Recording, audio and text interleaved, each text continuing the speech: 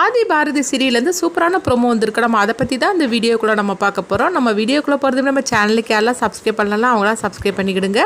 பக்கத்தில் உள்ள பெல் பட்டனை கிளிக் பண்ணிடுங்க. வாங்க வீடியோக்குள்ளே போகலாம்.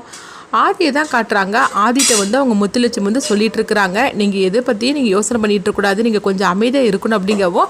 அப்போ ஆதி சொல்கிறாங்க, இல்லைங்க எனக்கு ஏதோ அதாவது ஞாபகத்தில் வர மாதிரியே இருக்குது, அது கொஞ்ச நாளாகவே இருந்துட்டு இருக்குது, எனக்கு ஏதோ ஒன்று டிஸ்டர்ப் பண்ணிகிட்டே இருந்துட்டு இருக்குது அப்படின்னு சொல்லவும்.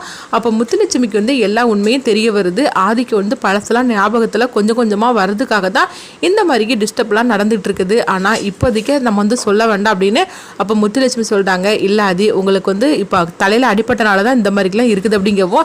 இல்லைங்க எனக்கு தலையில் அடிப்படுறதுக்கு முன்னாடியிலிருந்தே கொஞ்ச நாளாகவே எனக்கு இந்த மாதிரிலாம் டிஸ்டர்பாக இருந்துகிட்டே இருக்குது. நான் ஒரு தடவை காஞ்சிபுரத்துக்கு போனேன், அங்கே போனதுலேருந்து தான் இந்த மாதிரிலாம் எனக்கு நடந்துட்டு இருக்கு அப்படின்னு சொல்லவும். அப்போ முத்துலட்சுமி அவங்க பாரதி கிட்ட விசாரிக்கிறாங்க, அம்மா காஞ்சிபுரத்தில் யார் இருக்காங்க அப்படிங்கவும். உடனே முத்துலட்சுமி கிட்ட பாரதி தன்னுடைய முதல் கணவரை பற்றி சொல்லிட்டு இருக்கிறாங்க. அப்போ சொல்லும் போது உடனே முத்துலட்சுமி கேட்குறாங்க, உங்களுடைய முதல் கணவருக்கு இவருக்கு என்ன சம்பந்தம்னு சொல்லி தெரியலையே அப்படின்னு முத்துலட்சுமி சந்தேகப்படுறாங்க. அப்ப பாரதி கிட்ட கேக்குறாங்க, உங்களுடைய முதல் கணவரை ஆதி சந்திச்சிருக்காரா அப்படின்னு சொல்லும் போது, இல்ல அவங்க ரெண்டு பேரும் பார்த்துக்கிட்டதே கிடையாது. உண்மையை சொல்ல போனாக்கே நானே என்னுடைய கணவர் இழந்ததுக்கு அப்புறமா தான் நான் காஞ்சிபுரத்துல இருந்து நான் சென்னைக்கு வந்தேன். அதுக்கப்புறமா தான் நான் ஆதியோட ஆபீஸ்லயே நான் வேலைக்கு சேர்ந்தேன். நான் வாசுவை இழந்ததுக்கு அப்புறமா தான் நான் ஆதியை நான் சந்திச்சேன் அப்படிங்கிறாங்க. அப்படி இருக்கும்போது எதுக்காக காஞ்சிபுரத்துக்கு போனதுக்கு அப்புறமா இவருக்கு அந்த ஞாபகம்லாம் வருது அப்படின்னு முத்துலட்சுமி அவங்க அடுத்ததா அவங்க குழப்பத்தோட இருக்கிறாங்க. என்ன இதுன்னு தொடர்புன்னு தெரியலையே, வாசுக்கும் ஆதியும் சந்திச்சது கிடையாது ஒருத்தருக்கு ஒருத்தர். அப்படி இருக்கும்போது அப்புறமா எப்படி வாசுவோட ஊருக்கு போனதுக்கு அப்புறமா ஆதிக்கு இந்த மாதிரிக்கெல்லாம் பழசுலாம் ஏதோ ஒன்று டிஸ்டர்ப் பண்ணிட்டே இருக்குன்னு சொல்லிட்டு இருக்கிறாரு, என்னன்னு தெரியலையே அப்படின்னு சொல்லிட்டு முத்துலட்சுமி ரொம்பவே குழப்பத்தோட இருக்கிறாங்க. அடுத்தது அங்கே பார்த்தோம்னா மித்ராவை தான் காட்டுறாங்க. மித்ரா அவங்க தன்னுடைய அண்ணன் சுதாகர்கிட்ட சொல்லிட்டு இருக்கிறாங்க, அண்ணா நான் பாரதியோட கதையை முடிக்கிறதுக்காக எல்லா ஏற்பாடும் பண்ணிட்டு இருக்கிறேன் அப்படிங்கும்போது. உடனே சரிதான் மித்ரா, நீ என்னன்னாலும் பண்ணு, எனக்கு உன்னுடைய சந்தோஷம் தான் எனக்கு வேணும் அப்படிங்கவும். அடுத்ததாக பார்த்தோம்னா ஆதித்யாவை தான் பாரதி அழைச்சிட்டு வராங்க. ஆதித்யாவை பார்க்கும்போது மித்ராவுக்கு இன்னும் கூடுதலாக கோவம் வருது. எல்லா பிரச்சனைக்கு காரணம் இந்த ஆதித்யா தானே அப்படின்னு சொல்லிட்டு அவங்க கோவப்படுவோம். அப்போ ஆதித்யா சொல்கிறாங்க, அம்மா நான் அவரை பார்க்க வரமாட்டோமா அப்படின்ட்டு சொல்லிட்டு அவங்க திரும்பவும் ஆதித்யா போக ஆரம்பிச்சிருந்தாங்க. அப்போ பாரதி மித்ராவை பார்க்கவும் உடனே ஆதித்யா அவங்க பாட்டி கிட்ட போய் நின்றுட்டு இருக்கிறாங்க. பாட்டி நான் ஒன்றும் ஆதி அப்பாவை பார்க்க மாட்டேன், எனக்கு அவர் பிடிக்கல பாட்டி, ஆனால் அம்மா என்னை வற்புறுத்தி அழைச்சிட்டு போகிறாங்க, நான் போக மாட்டேன் பாட்டி அப்படின்னு சொல்லிக்கிட்டு ஆதித்யா சொல்லவும். உடனே ஆதித்யா இப்படி சொல்கிறத பார்த்துட்டு அப்போ அவங்க பாட்டி பாரதி கிட்ட சொல்கிறாங்க, பாரதி நீ போய் ஆதியை பார்த்துட்டு வா, ஆதித்யா எங்கேயே இருக்கட்டும், அவனை வற்புறுத்தி நீ கூட்டிகிட்டு போகாத, அப்புறமா அவனுக்கு உடம்பு ஏதாவது சரியில்லாமல் ஆயிரப்போகுது அப்படின்னு சொல்லவும். அப்போ பாரதியும் சரி பாட்டின்னு சொல்லிக்கிட்டு அவங்க பார்த்தோம்னா ஆதித்யா விட்டுக்கிட்டு அவங்க போகிறாங்க. அப்போ மித்ராவும் சுதாகரும் ஒரு ஓரமாக நின்று அவங்க பார்த்துட்டு இருக்கிறாங்க.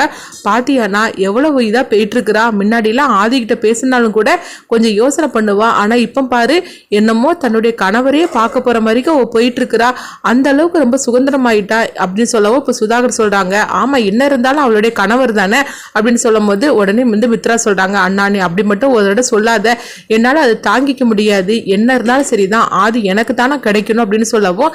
சரிதான் மித்ரா, நான் ஏதோ தப்பாக சொல்லிட்டேன், நீ நினச்சிக்காத, நீ என்ன நினைக்கிறியோ அதே மாதிரிக்கு நீ செய், கண்டிப்பாக நான் உனக்கு துணையாக இருப்பேன் அப்படிங்கிறாங்க. அடுத்தவங்க பார்த்தோம்னா பாரதி ஆதி இருக்கிற ரூமுக்கு வராங்க. அப்போ ஆதி ஏதோ குழப்பத்தோடய இருந்துட்டு இருக்கவும் பாரதியை பார்த்ததுமே ஆதி உடனே பக்கத்தில் வந்துருந்தாங்க. பாரதி வந்துட்டியான்னு சொல்லி கேட்கும்போது, என்னது எப்பவுமே வாங்க போங்கன்னு தானே பேசிட்டு இருப்பாரு, இப்போ என்ன வந்துட்டியான்னு சொல்லி கேட்குறாரு அப்படின்னு சொல்லிட்டு பாரதி ஒரு நிமிஷம் அப்படியே போய் நின்றுக்கிட்டு இருக்காங்க.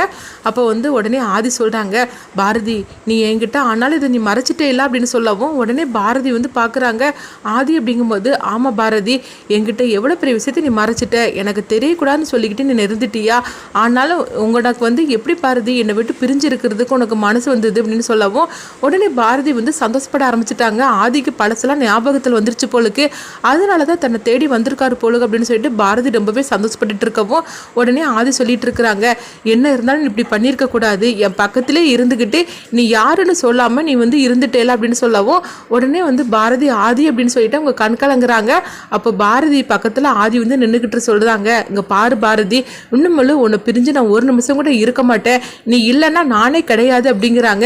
என்ன ஆதி சொல்லிட்டு இருக்கிறீங்க அப்படிங்கவும், ஆமாம் எனக்கு வந்து உயிர் மிச்சம் நீ கொடுத்துருக்குற, நீ மட்டும் இல்லைன்னா என்னுடைய உயிரை காப்பாற்றிருக்கவே முடியாது அப்படிங்கவும் இது கிட்டதுமே பாரதிக்கு ஒன்றும் புரியாமல் முழிச்சிட்டு இருக்கிறாங்க. ஆதிக்கு பழசெல்லாம் ஞாபகத்தில் வந்து பேசிட்டு இருக்காரா இல்லைன்னா அவர் என்ன பேசிட்டு இருக்காருன்னு ஒன்றும் புரிய மாட்டேங்குன்னு சொல்லிட்டு இருக்கவோ அப்போ ஆதி வந்து சொல்றாங்க, பாரதி நீ மட்டும் நான் குளத்துக்குள்ள விழும்போது நீ வந்து என்னை காப்பாற்றலைன்னா நான் போய் எனக்கு அதையே முடிஞ்சிருக்கும் அப்படின்னு இருக்காங்க. இது கிட்டதுமே பாரதி சோகமாக இருந்தாங்க. ஒரு நிமிஷத்துல நம்ம எவ்வளோ சந்தோஷப்பட்டுட்டோம், ஆதிக்கு பழசெல்லாம் ஞாபகத்தில் வந்துருச்சுன்னு சொல்லிட்டு நம்ம எவ்வளோ சந்தோஷப்பட்டுட்டோம். ஆனால் கடைசியில் இந்த மாதிரி நடந்து போச்சுத, அவரை வந்து நம்ம காப்பாற்றினதை பற்றி தான் அவர் பேசிட்டு இருந்திருக்கிறாரு, நம்ம தான் வந்து ஏதோ தப்பாக நினச்சிட்டோம் போலுக்கு அப்படின்னு சொல்லிட்டு பாரதி நினைக்கவும் அப்போ வந்து பாரதி சொல்கிறாங்க, அதெல்லாம் ஒன்றும் இல்லை அப்படின்னு சொல்லும் போது, இல்லை பாரதி நீ என் உயிரை மட்டும் காப்பாற்றலன்னு வச்சுக்கேன், கரெக்டான நேரத்தில் நான் வந்து என்னுடைய கதையை முடிஞ்சிருக்கோம். அது மட்டும் இல்லாமல் இங்கே ஹாஸ்பிட்டலுக்கு வந்ததுக்கப்புறமா எனக்கு ட்ரீட்மெண்ட் கொடுக்க மாட்டேன்னு சொல்லியிருக்கிறாங்க. ஆனால் அப்பவும் நீ தான் வந்து கெஞ்சி எடுத்து அவங்ககிட்ட வந்து அவங்க மனசை மாற்றி எனக்கு ட்ரீட்மெண்ட் கொடுக்கறதுக்காக வச்சிருக்கிற, எல்லாமே முத்துலட்சுமி மேடம் என்று சொல்லிட்டாங்க அப்படிங்கவும் இதை கெட்டதுமே வந்து பாரதி வந்து ஆதியை பார்க்குறாங்க. அப்போ ஆதி சொல்கிறாங்க, இங்கே பாரு பாரதி ஒன்றை பிரிஞ்சு என்னால் ஒன்று மேலே இருக்க முடியாது அப்படிங்கிறாங்க.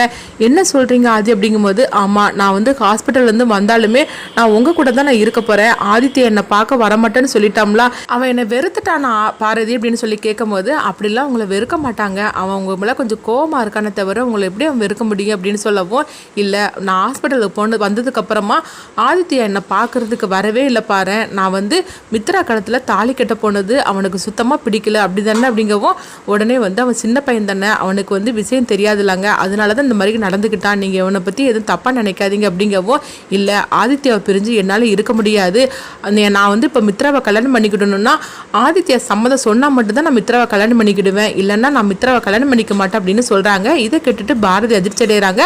அடுத்து என்னெல்லாம் நடக்க போகுதுன்னு சொல்லி நம்ம வெயிட் பண்ணி பார்க்கலாம்.